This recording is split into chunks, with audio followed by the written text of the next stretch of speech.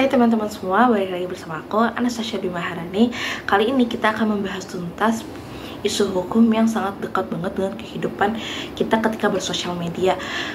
Hal ini tuh sering banget diomongin, bahkan menjadi sesuatu yang meresahkan bagi seorang perempuan, yaitu doxing. Nah, mungkin teman-teman udah gak asing lagi dengan istilah doxing.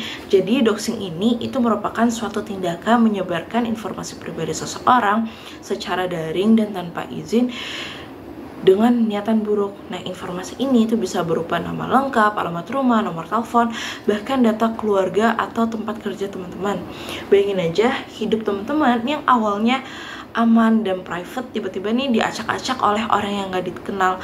Alamat rumah kalian diposting, kemudian nomor teleponnya disebar, terus foto-foto pribadi kalian ini menjadi konsumsi publik dan orang-orang sekitar itu menjadi ikut terseret dalam sasaran teror. Serem banget kan? Nah, doxing ini itu dia bisa menimpa siapa saja, tapi sayangnya perempuan ini seringkali menjadi target utama. Kenapa? Karena adanya budaya misogyni dan patriarki yang masih sangat kuat di masyarakat kita.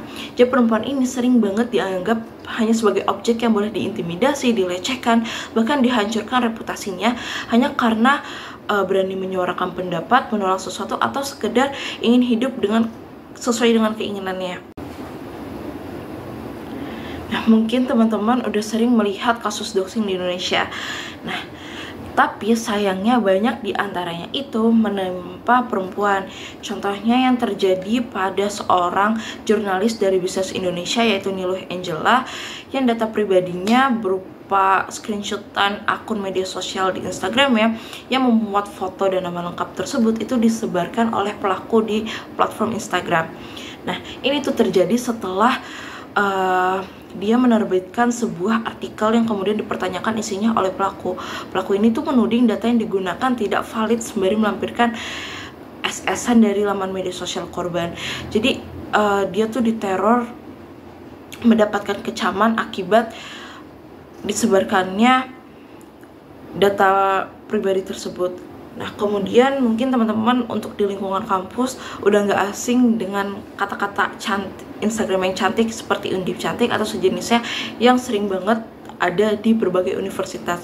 Akun-akun ini itu beroperasi dengan mengambil foto-foto mahasiswi dari media sosial pribadi mereka, kemudian mengunggah kembali tanpa izin dan menyertakan informasi pribadi korban seperti nama lengkap, jurusan kuliah pada setiap postingannya.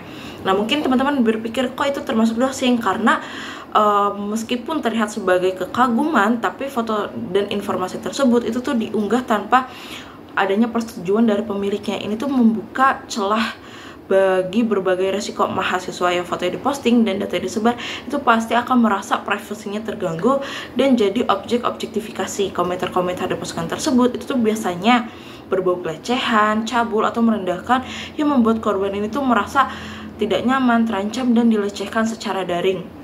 Kemudian mungkin aja mereka merasa diawasi, menjadi target perhatian yang tidak diinginkan, dan mengalami kecemasan gitu. Untuk perlindungan hukum mengenai doxing ini itu tuh sudah terdapat di dalam Undang-Undang Nomor 1 Tahun 2024 tentang perubahan kedua atas Undang-Undang Nomor 11 Tahun 2008 tentang informasi dan transaksi elektronik, khususnya terkait pencemaran nama baik pasal 27 ayat 3 dan atau penyebaran informasi yang mengandung ancaman kekerasan atau menakut-nakuti di pasal 29-nya. Nah, kemudian ada juga di dalam Undang-Undang Nomor 27 Tahun 2022 tentang perlindungan data pribadi atau UU PDP, karena penyebaran informasi pribadi ini dilakukan tanpa persetujuan subjek data dan dengan tujuan yang merugikan. Nah, kalau teman-teman atau orang terdekat kalian menjadi korban doxing, itu jangan panik dulu karena ada langkah-langkah yang bisa dilakukan. Yang pertama itu mengumpulkan semua bukti, bisa berupa screenshotan atau apapun yang berisi informasi pribadi kalian. Kedua itu melaporkan ke pihak yang berwajib, baik kepolisian ataupun PSK. Nah, yang ketiga itu amankan akun-akun media sosial teman-teman, kayak ganti kata sandinya, aktifkan autentikasi 2 faktor dan atau privacy akun kalian. Yang keempat itu beritahu orang-orang terdekat kalian agar mereka juga waspada dan bisa memberikan dukungan kepada kalian. Mungkin itu aja pembahasan kita tentang doxing kali ini, dan sampai jumpa di video berikutnya.